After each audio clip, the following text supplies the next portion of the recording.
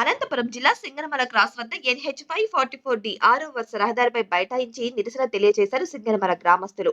సింగనమల నుంచి అనంతపురంకు వెళ్లాలంటే దాదాపు 2 కిలోమీటర్ల మలుపు తిరిగి వెళ్లాలంటే అనేక ఇబ్బందులు ఎదుర్కొంటున్నామని గ్రామస్తులు రోడ్డుపై బైఠాయించి ఆందోళన వ్యక్తం చేశారు.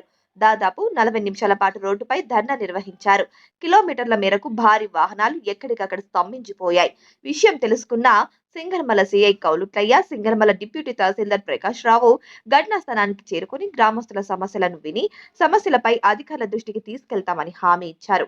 ఈ సందర్భంగా సీఐ మాట్లాడుతూ, మీ సమస్య ఏమున్నా కూడా అర్జీ రూపంలో సింగనమల తహసీల్దార్, జిల్లా కలెక్టర్ కు విన్నవించుకోవాలని తెలిపారు. రోడ్డుపై అనుమతులు లేకుండా వాహనదారులకు, ప్రయాణికులకు ఇబ్బందులు కలిగిస్తే చట్టపరమైన చర్యలు తీసుకుంటామని గ్రామస్తులకు తెలియజేశారు.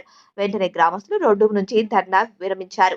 దీంతో సింగనమల పోలీస్ సిబ్బంది అక్కడ నిలిచిపోయిన వాహనాలకు ఎటువంటి ఇబ్బంది లేకుండా, రద్దీగా ఉన్న వాహనాలను ట్రాఫిక్ అంతరాయం లేకుండా అక్కడి నుంచి వాహనాలను పంపించి వేశారు.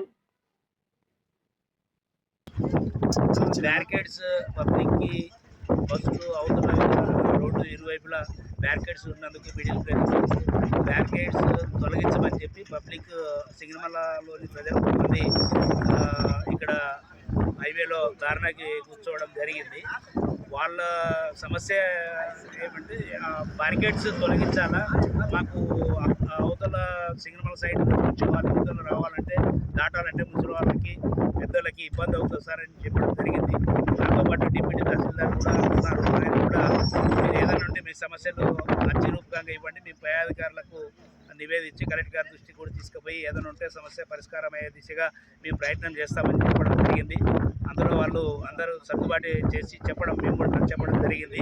అక్కడున్న పబ్లిక్కి వాళ్ళందరూ కూడా ధర్నా విరమించి వెళ్ళిపోవడం జరిగింది.